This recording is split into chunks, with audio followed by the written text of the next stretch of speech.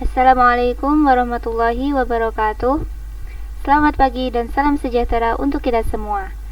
Saya Zuhairatul Ailia dengan NIM 1860312252011 akan presentasikan materi bahasa Indonesia yang berjudul Tata Cara Penulisan Karya Ilmiah. Nah, untuk latar belakang, penulisan karya ilmiah ini adalah komponen fundamental dalam dunia akademik. Masih banyak kesalahan mendasar, seperti huruf kapital, tanda baca, kutipan, dan daftar pustaka. Data menunjukkan bahwa 60% mahasiswa kesulitan menerapkan PUEBI secara konsisten. Dampaknya, mengurangi kredibilitas, menghambat komunikasi ilmiah. Nah, maka dari itu perlunya panduan komprehensif dan praktis dalam penulisan karya ilmiah. Selanjutnya, rumusan masalah.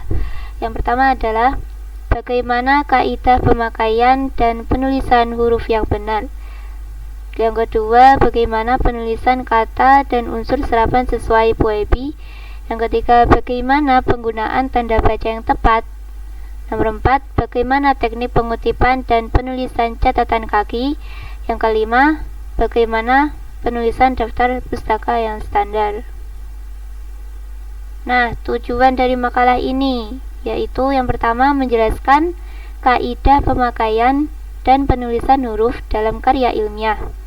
Nomor 2, memaparkan aturan penulisan kata dan unsur serapan berdasarkan PUEBI. Yang ketiga, menguraikan penggunaan tanda baca yang benar dalam konteks akademik. Yang keempat, memberikan panduan teknik pengutipan dan penulisan catatan kaki.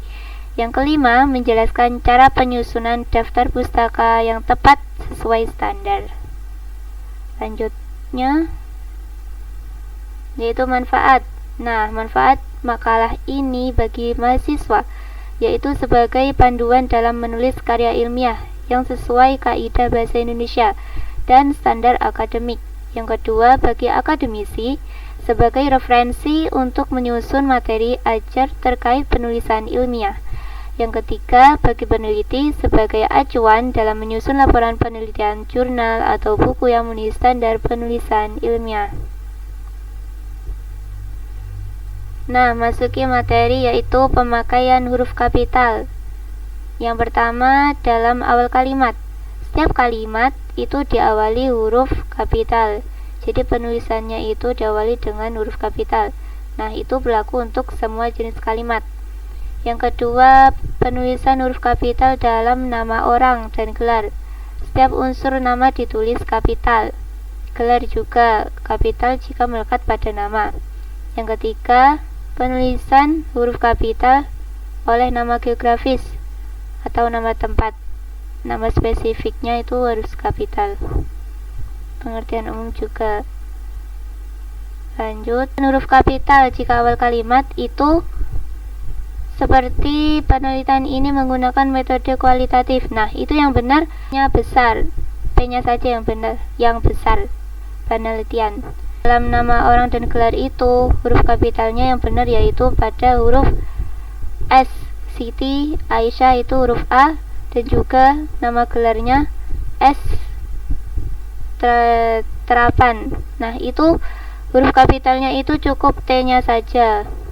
T-nya yang kapital, dan juga nama geografis itu yang benar huruf kapitalnya depannya saja yaitu kota, huruf K-nya saja, Yogyakarta Y-nya saja. Selanjutnya yaitu pemakaian huruf miring. Nah, ini berlaku dalam istilah asing dan ilmiah, yaitu untuk istilah asing yang belum diserap ke dalam bahasa Indonesia. Jadi penulisannya itu harus miring. Nama ilmiah juga seperti genus dan spesies. Pemakaian huruf miring juga berlaku pada penekanan kata atau frasa untuk memberikan penekanan khusus. Penggunaannya itu juga terbatas dan harus hati-hati. Nah, selanjutnya pemakaian huruf miring pada judul karya tulis seperti buku, jurnal, majalah, surat kabar. Semua kata utama dikapitalisasi. Contoh pemakaian huruf miring. Yang pertama yaitu dalam istilah asing. konsep sustainable development penting. Nah, itu yang ditulis miring itu sustainable development karena itu adalah istilah asing, jadi harus dimiringkan hurufnya. Yang kedua yaitu nama ilmiah, tumbuhan Oryza sativa, itu ditulisnya miring yaitu Oryza sativa. Yang ketiga judul karya, Journal Educational Research Review, itu ditulis miringnya yaitu yang Educational Research Review. Selanjutnya pemakaian huruf tebal, itu berlaku dalam judul dan subjudul. Nah, itu pemakaiannya harus konsisten untuk semua judul bab dan subbab, juga membantu navigasi dan memahami struktur. Pemakaian huruf tebal juga berlaku dalam istilah kunci, karena itu menandai istilah baru atau penting, hanya pada pertama kali diperkenalkan. Pemakaian huruf tebal juga berlaku dalam kombinasi miring dan tebal. Nah, itu untuk judul dengan unsur asing. Jadi selain hurufnya tebal juga dimiringkan karena itu mengandung unsur asing. Juga mempunyai penekanan yang sangat kuat. Selanjutnya contoh pemakaian huruf tebal. Yang pertama dalam judulnya yaitu bab 2 pembahasan, itu hurufnya harus tebal. Selanjutnya dalam istilah kunci seperti konsep pembelajaran berdiferensiasi, itu untuk pertama kali diperkenalkan itu harus ditulis huruf tebal. Yang ketiga kombinasi miring tebal, implementasi problem based learning, karena problem based learning itu termasuk kata asing, jadi harus dimiringkan juga. Selanjutnya penulisan kata, itu terdapat kata dasar ditulis utuh, juga tidak boleh dipenggal. Yang kedua kata perimbuhan, itu serangkaian dengan kata dasar. Yang ketiga kata ulang, menggunakan tanda hubung. Yang keempat kata majemuk, itu umumnya terpisah kecuali sudah padu. Yang kelima kata depan, itu ada di, ke, dari, nah itu ditulis terpisah. Imbuhan di, perhatikan perbedaan antara imbuhan di dan kata depan di. Imbuhan di itu diambil alih, itu contoh yang salah karena dia direnggang penulisannya. Nah, contoh yang benar itu diambil alih karena bermakna kata kerja pasif. Jika dipisah itu bermakna kata depan plus kata kerja. Unsur serapan, nah unsur serapan seperti itu terdapat penyesuaian ejaan seperti bahasa Arab DH, itu cukup ditulis D saja. Juga seterusnya, tidak boleh ada huruf H-nya, itu tidak boleh. Yang kedua bahasa Inggris, itu cukup ditulis K saja, tidak boleh C. Dan juga PH itu ditulis F saja. Tion itu ditulis SI saja. Bahasa Belanda juga CH itu cukup ditulis K, E cukup ditulis E. Selanjutnya unsur serapan, tingkat serapan itu 1, sudah diserap penuh. Seperti universitas, itu asalnya dari kata university. Nah, itu dipindah dalam bahasa Indonesia menjadi universitas. Yang kedua, proses penyerapan online. Itu masih dalam proses penyerapan, jadi masih ditulis dalam keadaan miring. Yang ketiga khusus ilmu pengetahuan atau habitat. Selanjutnya penggunaan tanda baca. Yang pertama titik dalam akhir kalimat, koma itu anumerasi anak kalimat bilangan ribuan. Yang ketiga titik koma itu terdapat kalimat setara kompleks. Yang keempat penggunaan tanda baca titik 2 itu berlaku dalam sebuah daftar misbah. Yang kelima itu tanda petik. Itu kutipan langsung, kurang dari 40 kata. Nah, ini kutipan tidak langsung. Kutipan tidak langsung adalah penyampaian gagasan penulisan lain dengan bahasa sendiri, tanpa menyalin langsung.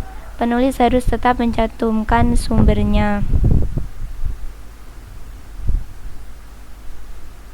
Contoh dari kutipan tidak langsung seperti salah satu jenis tumbuhan dimanfaatkan masyarakat karena mengandung bahan alami yang berguna untuk kesehatan. Nah, itu sumbernya dari buku A 2023 halaman 45 seperti itu.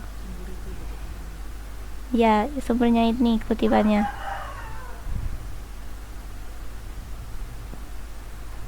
Selanjutnya format kutipan.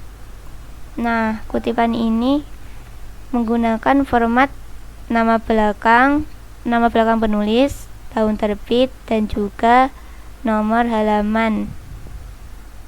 Selanjutnya catatan kaki atau footnote. Itu berfungsi sebagai rujukan sumber kutipan, penjelasan tambahan, informasi pendukung, juga menunjukkan kedalaman penelitian. Lanjut, format catatan kaki. Nah, pada format catatan kaki di sebuah buku itu terdapat nama, judul, tempat penerbit, tahun, halaman. Kalau pada artikel itu nama, judul dengan tanda petik, nama jurnal, volume, nomor, juga halaman. Nah, catatan kaki pada singkatan Latin itu yang pertama IBIT. IBIT itu sumbernya sama dengan sebelumnya, jadi tidak perlu ditulis ulang panjang, cukup ditulis IBIT saja. Yang kedua object, itu sumber yang telah disebut namun diselingi lain, jadi kayak sumber lain. Nah, yang ketiga logit, itu halaman sama dari sumber sebelumnya. Selanjutnya penulisan daftar pustaka. Contoh Avery Davis S 2020 kaidah bahasa dalam teks observasi Kota Berkeley Avery Davis. Nah, itu judul bukunya itu ditulis miring. Selanjutnya kesimpulan. Nah, kesimpulan dari makalah ini yaitu keunggulan akademik ditentukan oleh ketepatan dan konsistensi kaidah penulisan. Yang kedua, penerapan POEBI dan standar internasional merupakan keharusan. Yang ketiga, integritas akademik terjamin dari presisi teknis penulisan. Nah, saran. Yang pertama, integrasi kurikulum berbasis literasi akademik. Yang kedua, pengembangan platform digital penulisan ilmiah. Yang ketiga, sertifikasi kompetensi editor dan reviewer. Yang keempat, mindset shift, menulis sebagai core kompetensi. Nah, sekian dari saya. Kurang lebihnya mohon maaf. Assalamualaikum warahmatullahi wabarakatuh.